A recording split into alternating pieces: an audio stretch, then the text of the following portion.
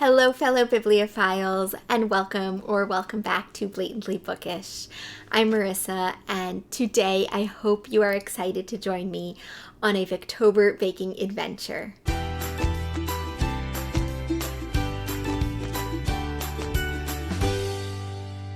For the past two Victobers, I have had so much fun baking authentic recipes from the Victorian era.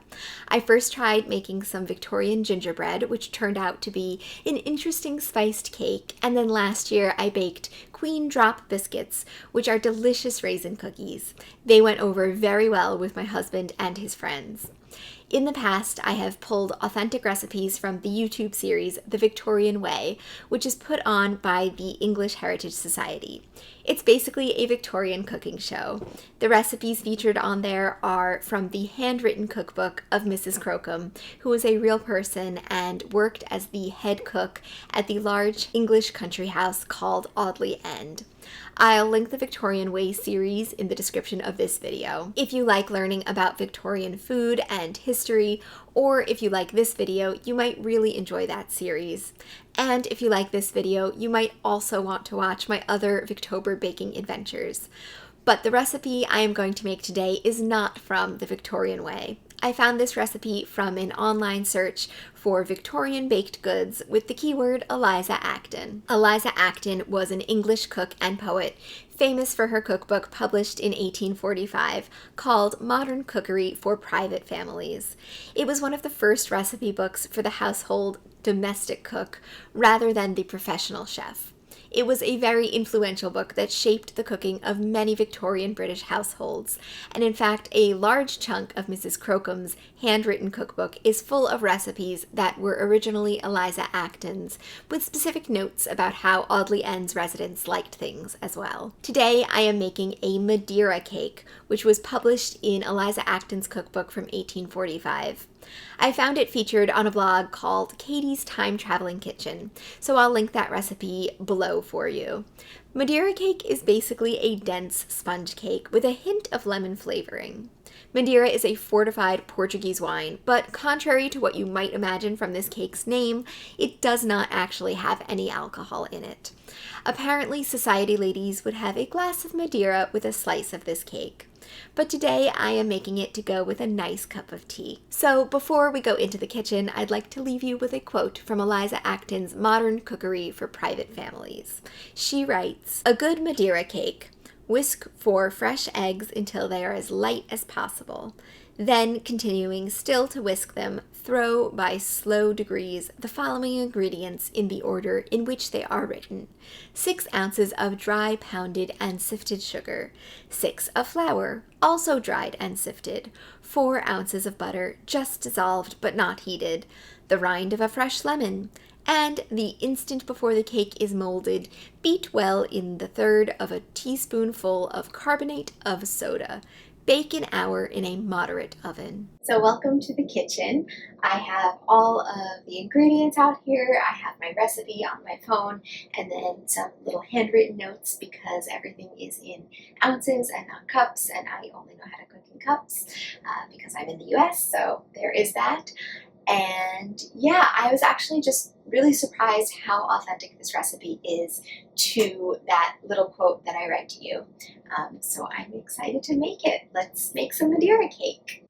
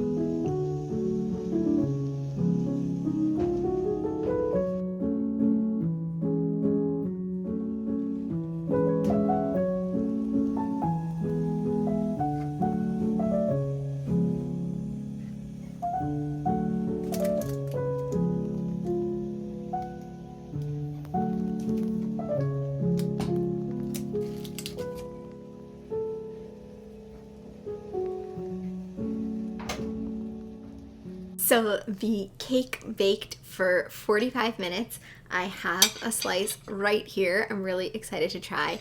I got changed into cozy pajamas while I was waiting. They're bookish pajamas, but they are not Victorian pajamas. Unfortunately, I don't have any of those. But I've got Matilda, and you can't see, but I have some Jane Austen pants. I can't quite show you everything on them, but they're a lot of fun, actually. And yeah, let's try Madeira cake.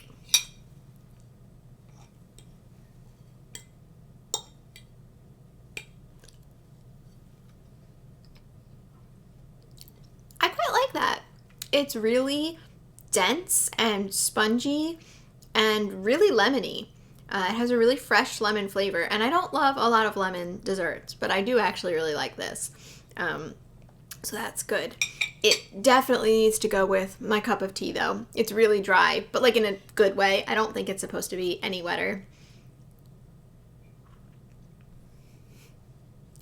So yes, I actually really highly recommend that you make this one. It didn't rise as much as I thought it would, but that could be just the way I was mixing it. Something with the butter, temperature, and things like that. But yeah, I do really enjoy it, and it is quite delicious, and I think I am going to let you guys go so I can eat the rest of it. But I hope you enjoyed this video, and I would love to hear how your Victober is going in the comments down below. Have you done any fun Victober adjacent things like baking or sewing or any activities in addition to your reading? I would love to hear all about the fun you're having for Victober in the comments down below. And until next time, I'll see you in another video very soon. Bye!